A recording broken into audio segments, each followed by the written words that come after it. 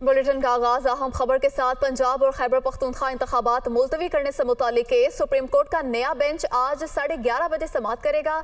Justice Aminuddin Khan की माजरत के बाद 5 रुकनी बेंच टूट गया था और नया बेंच आज 11:30 बजे समाअत करेगा। पंजाब और खैबर पख्तूनख्वा इंतखाबात मुलतवी करने से मुतालिक ये केस है और जस्टिस अमीनुद्दीन खान की जानिब से गुज़श्ता रोज माजरत कर ली गई थी, जिसके बाद 5 रुकनी बेंच टूट गया था। सुप्रीम कोर्ट का नया बेंच आज 11:30 बजे समाअत करेगा। सुप्रीम कोर्ट में आज नया बेंच समाअत करेगा। जस्टिस अमीनुद्दीन ने बेंच का हिस्सा रहने से माजरत कर ली थी, जिससे 5 रुकनी लार्जर बेंच टूट गया था और आज फिर से समाअत होगी। नया बेंच तश्कील दिया जाएगा और आज 11:30 बजे बेंच इस केस पर समाअत करेगा। गुज़श्ता रोज जस्टिस अमीनुद्दीन खान की जानिब से माजरत के बाद 5 रुकनी बेंच टूट गया था और इस वजह से गुज़श्ता रोज समाअत नहीं हो पाई थी। आज दोबारा से ये सिलसिला शुरू होगा और कभी इम्कान है कि आज समाअत मुकम्मल हो जाए। पंजाब और खैबर पख्तूनख्वा इंतखाबात मुलतवी करने से मुतालिक ये केस है और सुप्रीम कोर्ट का नया बेंच आज 11:30 बजे समाअत करेगा।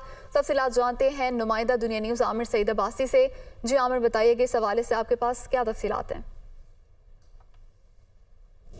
देखिए, chief justice of Pakistan justice Umar Ata Bandial की सरबराही में 4 रुकनी बेंच आज समाअत करेगा। जो सुप्रीम कोर्ट की वेबसाइट पर अपलोड किया गया है डाटा, उसमें यह कहा गया है कि पंजाब और खैबर पख्तूनख्वा इंतखाबात केस में क्योंकि जस्टिस अमीनुद्दीन खान की तरफ से समाअत से माजरत कर ली गई थी, तो उसके बाद अब उनको माइनस करके जो 5 रुकनी बेंच था, अब उसमें 4 रुकनी बेंच दिन 11:30 बजे समाअत करेगा। इस हवाले से कॉज लिस्ट जारी नहीं की गई। जो मुकदमात की फहरिस्त आमतौर पर मामूल में जारी की जाती है कि कौन कौन से जजेस उस बेंच में शामिल होंगे, ताहम जो वेबसाइट है उसके मुताबिक यही बताया गया है कि ये जो 5 रुकनी बेंच था जिसकी सरबराही चीफ जस्टिस ऑफ पाकिस्तान कर रहे थे, वही bench minus justice Aminuddin Khan case की समाअत करेगा। लिहाजा आज अहम समाअत होगी और जिस रफ्तार से अब ये केस आगे बढ़ रहा है, जिसमें चीफ जस्टिस ऑफ पाकिस्तान ये कह चुके थे कि अब हम इख्तितामी मरहले की तरफ जा रहे हैं, सो कभी इम्कान है कि आज सुप्रीम कोर्ट ऑफ पाकिस्तान इस मुकदमे का फैसला भी महफूज कर ले दलाइल मुकम्मल होने के बाद,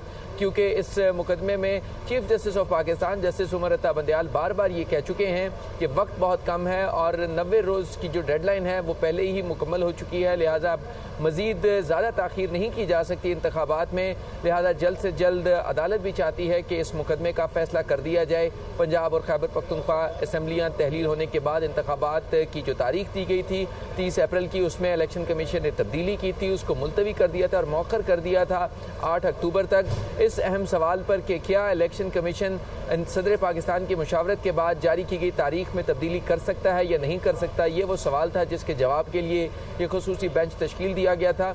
इस सवाल के जवाब में election commission of Pakistan, PTI और साथ में अटॉर्नी जनरल ने अपने दलाइल मुकम्मल कर लिए थे। ताहम अदालत ने कुछ सवालात किए थे, जिसमें अहम सवाल ये था कि एक तो यकीन दहानी करवाई जाए चेयरमैन तहरीक इंसाफ इमरान खान की तरफ से भी और हुकूमत की तरफ से भी कि सियासी दर्जा हरारत को कम से कम किया जाएगा, और साथ में ये भी कहा गया था कि वजारत दाखिला और वजारत दिफा से भी पूछ कर बताया जाए कि वो कितने कम से कम वक्त में अमन व अमान की सूरत हाल पर काबू पा लेंगे ताकि इंतखाबात को यकीनी बनाया जा सके।